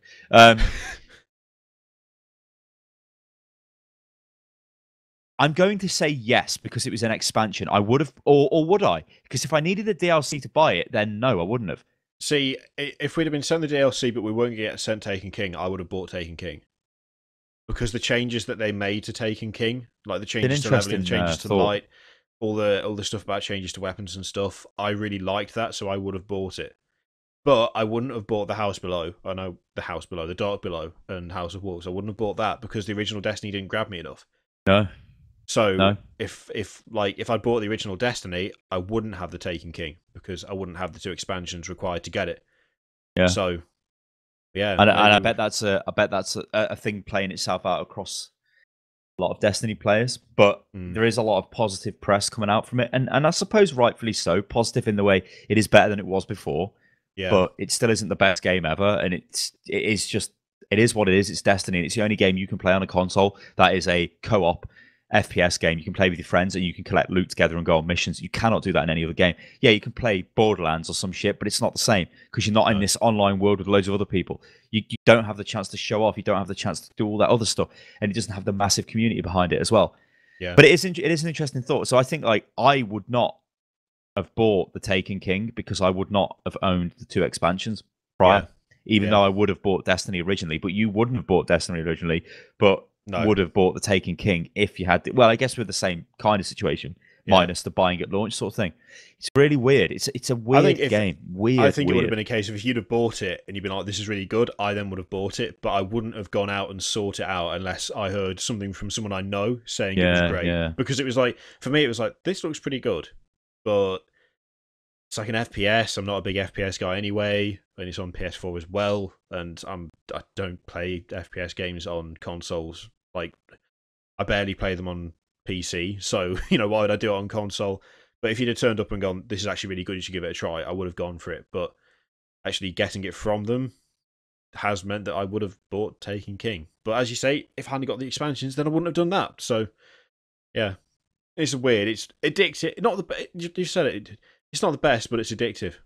It's just you are going to get a lot of entertainment out of the game. You're going to get a lot of time entertainment out of it. If you're after a game where you just want to spend AAA standard price because you've bought all the other stuff, let's say, and you will, I guarantee you'll get at least 50 hours of gameplay out of it, at least. Even though it is repetitive after the first 10 hours, let's say, you still will get that enjoyment out of it because it still is different. You're like, in the sense of your team members are going to be different, and in the sense of what loot's going to drop, because that will alter the way you play the game. I mean, I've seen a video of an exotic weapon, and it looks crazy. It fires like fusion fucking energy balls out of it, which like suck in and then explode outwards. It's like, holy shit. It's like killing things with one hit, and the model looks crazy. It's got like a little like black hole in the back of it, and as it's firing them out. And things like that are going to be really, really good to get. Now, obviously, and you know what? The Dreadnought has got some fancy like systems in there. You can spawn things called Ultras, which are like super solid bosses. Yeah. That just like run around the level and everyone can take part and shoot them down, like in the patrol area. You also get keys as well, which can randomly drop. And I got the key of maggots, which is to a chest, which I have no idea where the chest is. So like a total wanker, I fucking Googled it. And holy shit, how anyone found out where the chest was without being told by Destiny, I don't know. Because you have to stand in a random little room where the little maggots are, and you get the sense of the worm or some shit after you've been still for like 30 seconds. I don't know why anybody... Anyway, somebody found this out. Then, when you've got the sense of worms, you can sense where these invisible platforms are out into the abyss. And then you have to do this crazy jumping bullshit to get to this massively like remote location. And there's the chest of maggots, which you need to put the key in. And I've got the key, and I want to go to the chest of maggots because it's got a load of legendary shit inside it. But the problem is, I'll never get there because I'll fall off and die, and that'll make me angry. But like things like that are interesting. It's like, well, yeah, you've put something in there. There's something for me to do. There is a goal. There is a point to playing the game for me beyond just going into a strike playlist and hoping that loot drops, and it doesn't. Well, okay, maybe I'll get some legendary marks, or have I done this week's heroic strike for the marks, or whatever. Yeah. It's weird. It is. It's a weird game. Saying it's weird, it's totally true. It is just weird. It's like, well, Destiny, you're playing on the fact that we're humans and the fact that we want to keep acquiring new stuff constantly, and that we want to, for some reason, get more powerful all the time. There's progression. I'm getting stronger. I mean, Kiri's better than me, I guess. Now his character is better than mine. It's got more light level, but I want to race up there and get my character good. And then where are we going to go from there? You need certain light levels to do certain things, and it's Well, I think we're going to call that for today. That's been today's Pubcast. It was delightful as always. We've talked a little bit about what happens on the channel as we've talked. So Chaos Rising can carry on. Until Dawn will carry on until it's done. Oh yeah, Until Dawn.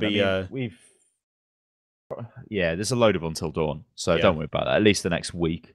Yep. And there's Hotfix, which will hopefully be 7 p.m. BST next Thursday. For the moment, anyway, we are looking at changing it up so we can get guests and stuff, but. That's currently the plan. It won't be out at 5 p.m. Friday. That was just because we had a mental day on last Thursday. And Pubcast will be back at 2 p.m. next Saturday, as always. That's pretty much a standard because that's when it goes out. Nice chilled out Saturday listening for you. Once again, if you want to support Pubcast and Hotfix, then link you up there, link you down there. We really appreciate anything you can do to help. The Patreon does keep the shows running, and the more support we get for them, the better they are, and we're off to play Destiny. The longer they can continue, and now we're off to play Destiny. God. So we will see you for the next one, whatever the next one happens to be. Toodaloo, ladies and gentlemen. Toodaloo.